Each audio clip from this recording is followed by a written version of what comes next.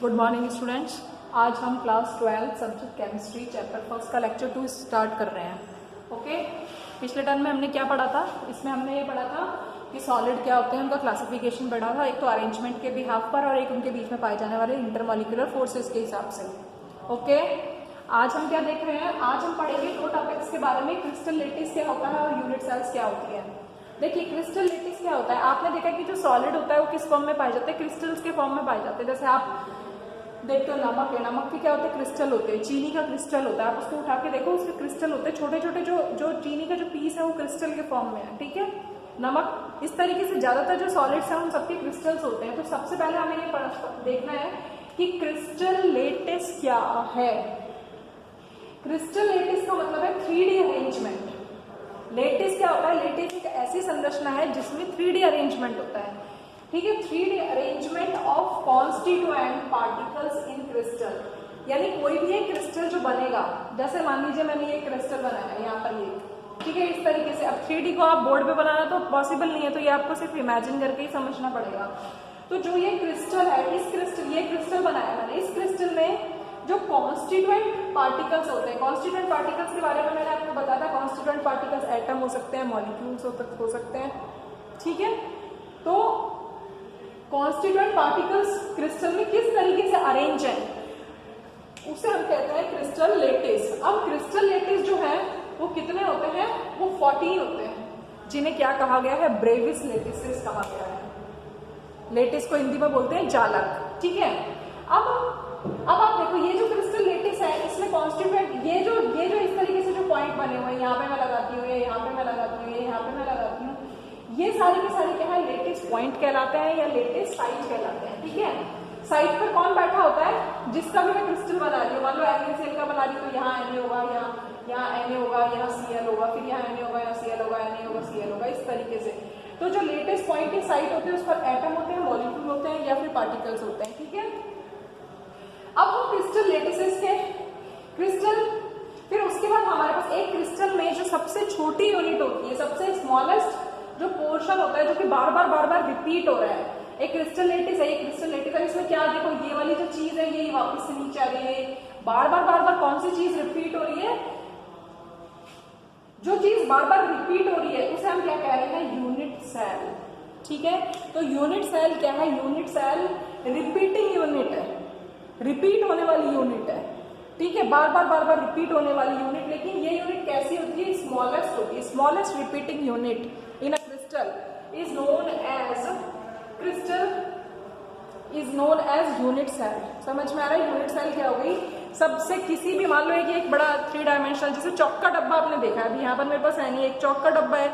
इस चौक के डब्बे में, इस चौक का एक डब्बा है, फिर 2 डब्बे, 3 डब्बे, इन सबको डब्बों को बराबर मिलते जाओगे तो एक बहुत बड़ा सा बॉक्स बन जाएगा। तो वो जो चौक का डब्बा बार बार रिपीट हो रहा है, दैट इज यूनिट सेल।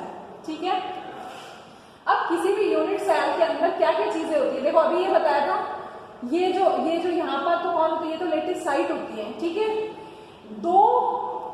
ये जो चीज है जिन्हें हम कॉर्नर्स कहते हैं, ठीक है, ये कॉर्नर्स होते हैं। इन कॉर्नर्स को जोड़ने वाली जो चीज है उसे हम कहते हैं एज। समझ में आ रहा है? ये एक यूनिट सेल है, इसमें ये जो है ये कॉर्नर है, ये भी जो कॉर्नर है। ठीक है, दोनों को जोड़ने वाला पार्ट, जोड़ने वाली लाइन क्या कहलाती है? एज। तो ये सब क्या है? एज है। ये भी एज है, ये भी एज है, ये भी एज है। ठीक है, ऐसे ही।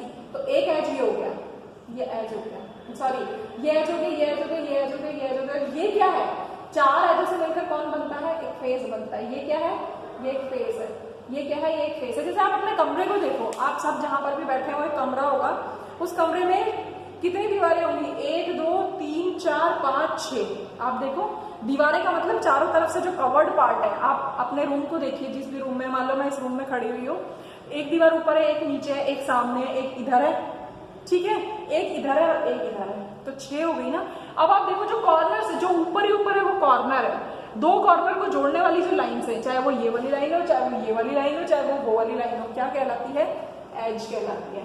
और ये पूरी जो दीवार है, जो 4 एजों से कवर्ड है, दैट इज कॉल्ड फेस। और बीच का पॉइंट क्या कहलाता है?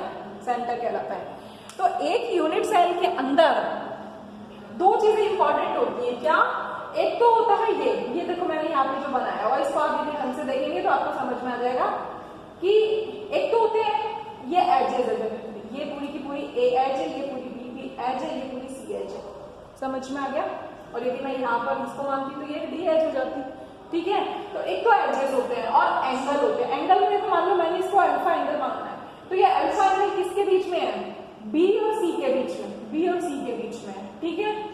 बीटा एंगल किसके बीच में है, ए और सी के बीच में, और गामा एंगल किसके बीच में है, ए और बी के बीच में।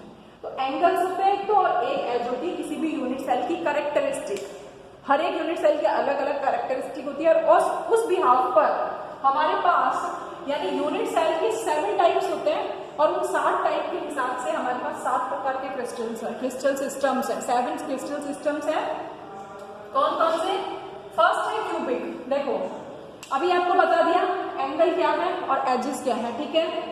क्यूबिक वो होता है जिसमें एज और एंगल सब बराबर होते हैं। ये क्या है, ए बराबर बी बराबर सी, ये तीनों चीजें बराबर है और जो एंगल है वो 90 डिग्री है। ये आपको याद ही करना है, इसमें ऐसा कोई डायग्राम तो बनकर आएगा नहीं, और यदि डायग्राम बनकर भी आता है तो बट आपने यदि ये याद कर रखा है तो आप उसको बता सकते हैं, ठीक है।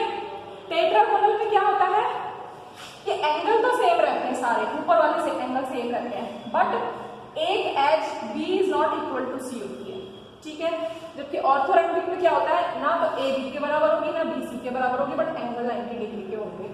समझ में आ रहा है? तो इन सब के आपको एक एक एग्जांपल भी लर्न करके रखने हैं, क्योंकि यदि जैसे इसका एग्जांपल है NaCl, वो किताब में टेबल बनी हुई है, वो तो आप धीरे धीरे एटलीस्ट एक एक एग्जांपल याद रख लेंगे, दैट इज सफिशिएंट। जैसे इसके लिए है टेनोटू, ठीक है। ऑर्थोरैम्बिक में क्या है, जो एजेस है, एज लेंथ जो है वो इक्वल नहीं होती, जैसे बेरियम सल्फेट। क्लियर? ये याद रखने पड़ेंगे बच्चों, ये तो सबको एग्जाम्पल्स, ठीक है, आपकी बुक में। फिर है मोनोक्लिनिक। अब आप देखो ये मैंने अपनी किताब से थोड़ा सा डिफरेंट बनाया है याद करने के लिए। देखो इनको कैसे याद करना है, इसमें सारी एंगल और ये बराबर है, इसमें एंगल तीनों में शुरू करके बराबर है, इसमें ये डिस्टेंस इक्वल नहीं है, इसमें दोनों डिस्टेंस इक्वल नहीं है। अब इसका जस्ट रिवर्स हो गया ये वाला। कैसे हो गया? मोनोक्लिनिक क्या कहता है, मोनोक्लिनिक में भी कोई चीज कोई भी एज लेंथ इक्वल नहीं है ना, और एंगल भी कौन कौन सी इक्वल है, अल्फा और गामा की इक्वल है। कितने हैं? 90 डिग्री के हैं, और जो बीटा है वो 90 डिग्री के इक्वल नहीं है। तो जो मोनोक्लिनिक है, मोनोक्लिनिक का एग्जांपल हो गया आपका monoclinic sulphur, monoclinic sulphur. Clear? फिर है हेक्सागोनल। हेक्सागोनल देखो इसका जस्ट रिवर्स है। कैसे?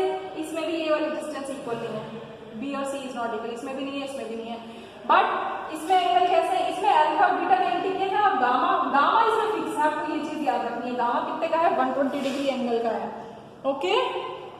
तो जो गामा है हेक्सागोनल में क्या हो गया, हेक्सागोनल में हो गया जिंक ग्रेफाइट हो गया, जिंक ऑक्साइड हो गया, ठीक है। नेक्स्ट है रोम्बोहेड्रल। रोम्बोहेड्रल का दूसरा नाम है ट्रायगोनल, ठीक है। इसमें आपको क्या है, इसमें तीनों देखो ये वाला, ये फिर से ये वाला हो गया, हम सिर्फ एज लेंथ के हिसाब से, ये क्या है, ये एज लेंथ है और ये क्या है, ये एंगल्स है। समझ में आ रहा है? ठीक। तो इसमें a is not equals to a equals to b equals to c, ठीक है। और अल्फा बीटा गामा बराबर तो होते हैं बट 90 डिग्री नहीं होते। तो ये क्या हो गया, देखो आपको ऐसे याद रखना है, CTO फिर MHR और लास्ट में तो ऑलरेडी T आ ही जाएगा, ठीक है। जब आप ये 3 6 याद रखेंगे तो CTO के बाद आपको क्या याद रखना है, MHR याद रखना है, मोनोक्लिनिक, हेक्सागोनल, रोम्बोहेड्रल। अब आप देखो रोम्बोहेड्रल में क्या है, रोम्बोहेड्रल में एज लेंथ इक्वल है बट और ये भी एंगल इक्वल है, बस ये 90 डिग्री के हैं सारे, ये 90 डिग्री के नहीं है। तो रोम्बोहेड्रल का एग्जांपल क्या दिया हुआ है, रोम्बोहेड्रल का एग्जांपल उसमें दिया हुआ है कैल्शियम कार्बोनेट। ये तो मेरे को याद ही करने पड़ेंगे इसमें, है ना। फिर नेक्स्ट है ट्राइक्लिनिक। ट्राइक्लिनिक क्या होता है, जैसे क्यूबिक में सारी चीजें इक्वल है, ये सारे इक्वल है, ये इक्वल है 90 डिग्री के, इसमें कुछ भी इक्वल नहीं है। तो ट्राइक्लिनिक तो सबसे आसान है, ठीक है। तो ट्राइक्लिनिक का एग्जांपल है copper sulphate dot 5H2, copper sulphate dot 5H2। Clear? तो ये आपको समझ में आ गया होगा कि क्रिस्टल लेटिसेस क्या होते हैं। क्रिस्टल लेटिस वो होते हैं 3D dimension, 3D arrangement of constituents होते हैं। क्लियर? तो आप इसको पढ़ेंगे, फिर इसके बाद हम कल आगे का पढ़ते हैं, ठीक है। Thank you.